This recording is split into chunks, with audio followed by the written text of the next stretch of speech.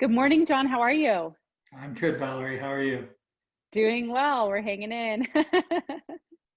School starts next week for my kids, so that's going to be interesting to see how that goes. They've Y- got a lot of mask and everything else that they've got to do, and my kids don't listen to me when I tell them what to do. I don't know how they're going to do in the schools.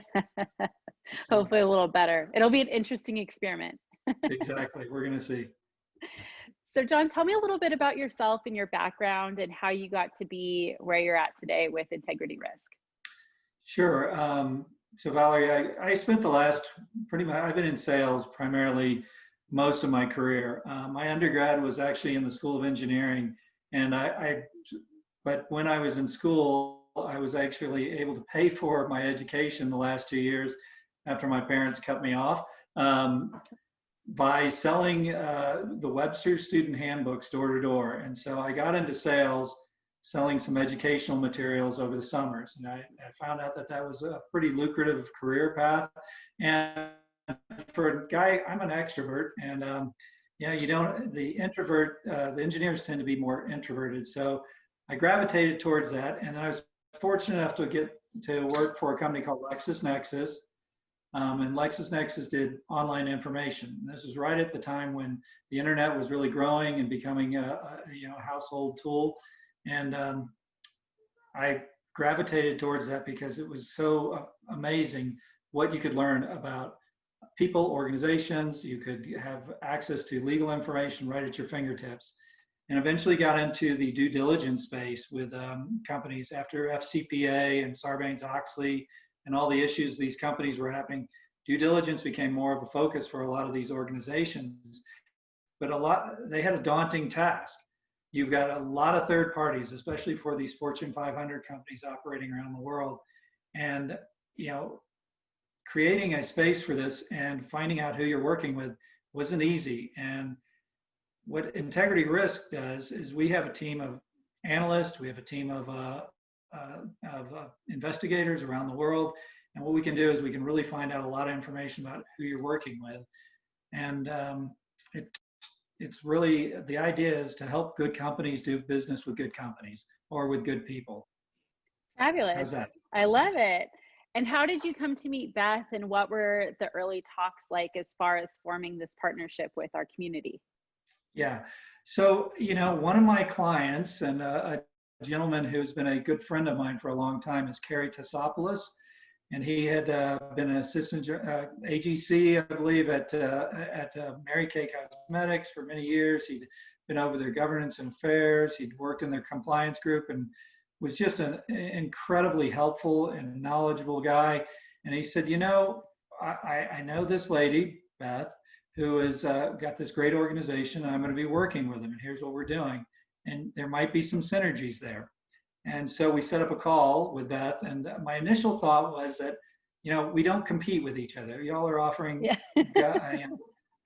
general counsel services to small and Yeah. medium-sized companies, large companies when needed, but outsourcing legal services that basically can be done at a fairly reasonable rate. I like what you do, and I thought we could complement each other and maybe I could share some information with my clients about Auxana.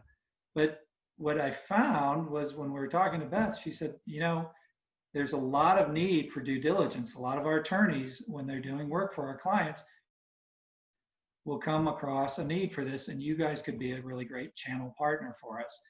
And I ran it by the team, and everybody was on board. We had another call with Beth, and that's how all this got started.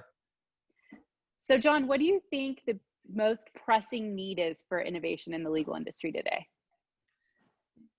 That's a good question. I think, Valerie, what I've been in this industry for a long time, and what I'm seeing is with technology nowadays, there's an amazing ability to really kind of democratize information and get it out to a lot of people. And the legal, from my viewpoint, working with law firms, working with corporate legal, law firms are a little bit different, but with corporate legal, there's a lot of great information that can be disseminated. There's a lot of work that can be taken off of the corporate legal's team. And if they are able to kind of use technology to push that information out, I think it can really help to educate the public and help them to be proactive instead of reactive. Love that. And I think that's one of the big differentiators from a really good general counsel that has become a partner at an early stage, because they have much more interest in the proactivity rather than the responsive nature of legal work, I think. And I think that that's where, especially young companies, where they can really get into trouble from a financial standpoint with legal bills is when they aren't prepared for these kind of things. Exactly. And the cost can go up very quickly, as you know. That's why Auxana is also a good solution. So Totally. Predictable legal. That's what we like around here. I like it. How are you hanging in there during quarantine? What are you guys doing? What are you binging? I know you're out a little bit more and this is kind of like late in the game, but what's been keeping you going? Well, I have 3 kids, so it's a full-time job just managing them and keeping them out of the office. But luckily I've got an office that's kind of outside of the traffic area of the house, so I'm doing a lot of work, and we're doing a lot of cooking and baking and coming up with different recipes. And I never thought I'd say this. Thank goodness for video games, because that keeps the kids somewhat occupied.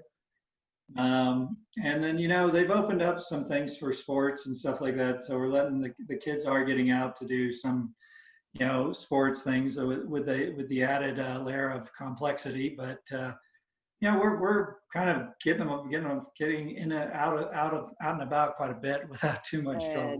Well, I'm not going to take up any more of your time. I know you've got a meeting after this as well, but thank you so much for jumping on with me. And I look forward to getting to Sure. know you and the rest of the team better, and presenting your services to the community and getting you guys in the deep end.